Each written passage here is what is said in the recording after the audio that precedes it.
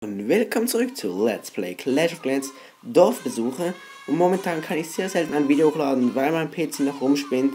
Der Aufnahmeprogramm vom iPad, Samsung auch nicht geht. Und erst wenn der PC wieder geht, kann ich jeden Tag ein Video hochladen, weil es sonst einfach viel zu kompliziert ist.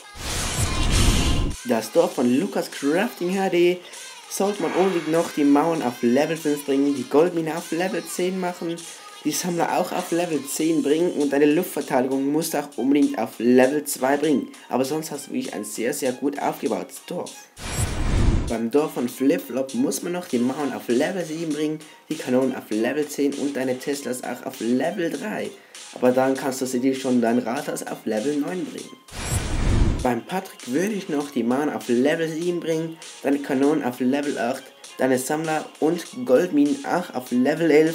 Aber dann denke ich wirklich, dass du schon langsam dein Rathaus auf Level 8 bringen könntest. Dorf von Totgut K würde ich noch deine ganze Verteidigung hinter Mauern bringen, weil das muss einfach sein, weil sonst, ja, die Verteidigung, die macht natürlich den Schaden und wenn die weg ist, dann ist das Dorf wie einfach, ja, man hat 2 Minuten, in dieser Zeit muss man einfach alles gelootet haben, das ist natürlich dann ziemlich einfach, wenn alle Verteidigung schon dann kaputt ist. Und dann würde ich noch raten, deine Mauern auf Level 5 zu bringen und die Kasernen rausnehmen.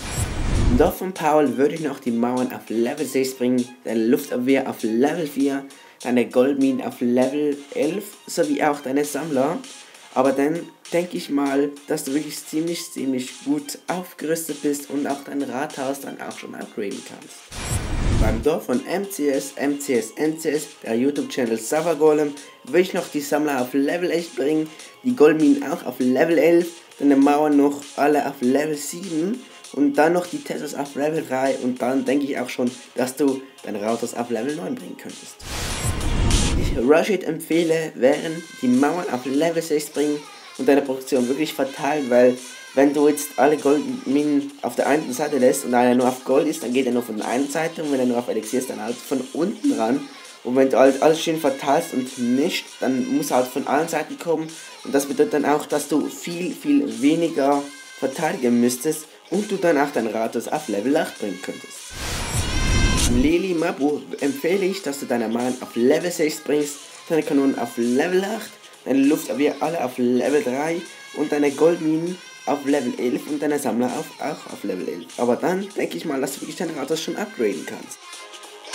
Beim Dorf von Akator würde ich noch die Mauern auf Level 7 bringen, deine Luftabwehr auf Level 4 und deine Bogenschützentürme würde ich alle noch auf Level 8 bringen, weil Rathaus Level 9 ist eigentlich wirklich schon viel zu weit. Du hättest auf Level 7 noch bleiben sollen. Und sonst eigentlich nur noch die Teslas auf Level 3 bringen. Aber dann wirklich noch alles schön ausmaxen. Nun sind wir auch schon am Ende. Wenn ihr nun das obere Video anklickt, kommt ihr zur Minecraft Pocket Edition, die Version 0.9.0, was alles neu ist, was alles verändert wurde. Wenn ihr darunter klickt, kommt ihr zum ersten Teil von Clash of Clans Dorfbesuchen. Und wenn ihr dieses Video auf dem iPad oder Handy schaut, dann einfach unten in der Beschreibung gucken, dort habe ich das Ganze verlinkt.